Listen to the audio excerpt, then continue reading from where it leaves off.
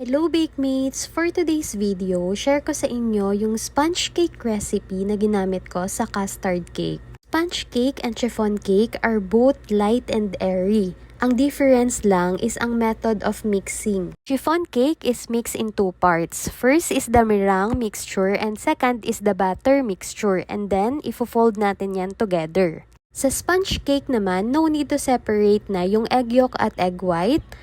Bali, whole eggs yung gamit at one bowl method lang. Para siguradong foolproof yung recipe natin, gagamit tayo ng Cake Master by Bakersfield. It's a developer and stabilizer for cakes na nagre-require ng hangin during mixing. It works like a whipping cream, so it creates foam and it lightens the batter. It helps in stabilizing the batter and napapataas niya yung volume ng cake. Mass production na talaga tong technique na to.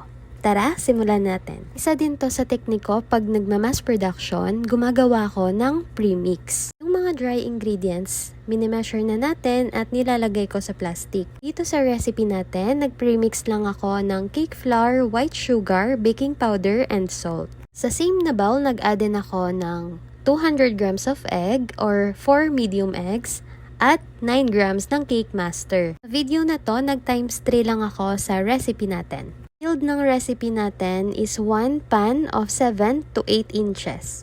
And i-mix lang natin to for 1 minute at low speed lang hanggang ma-mix lang muna lahat ng ingredients. After a minute, scrape down natin para ma-make sure na walang bilog-bilog na harina. Then, i-switch natin sa high speed for about 5 minutes hanggang mag-double ang size niya at mag-increase na yung volume. I-switch lang natin ulit sa low speed and gradually add the oil and ang flavoring natin. Napaka-flexible nitong recipe na to dahil pwede mo siyang ma-switch to any flavor that you like.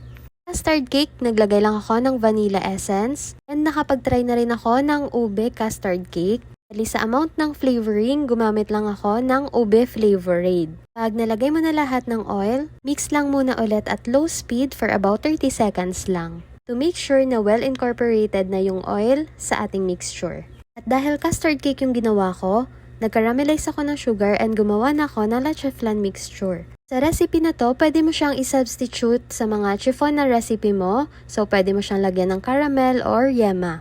You can see, parang similar lang sila ng chiffon mixture. So imagine walang kahasel-hasel gawin. No more cut and fold, and no more separation of egg. Dahil one bowl method siya, pinanindigan niya talaga, wala na akong ibang hugasin kundi isang bowl lang. Dahil nagmamahalan na talaga yung ingredients, isa sa nakakasaya talaga sa baker is napakamura ng costing nito.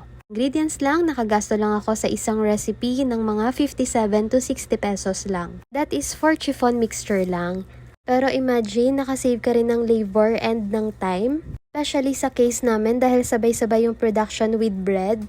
Sa ganitong technique, pwede namin araw-arawin yung pag-bake ng cake. And for this production, nakagawa ko ng mga 21 pieces of custard cake and ang selling price ko is 350 pesos lang. Dahil puno yung oven ko, medyo natagalan ako sa pag-bake nito. And syempre, custard cake tayo para hindi masunog yung ating custard, nag-water bath tayo. Na-bake ko to ng mga 50 minutes to 1 hour.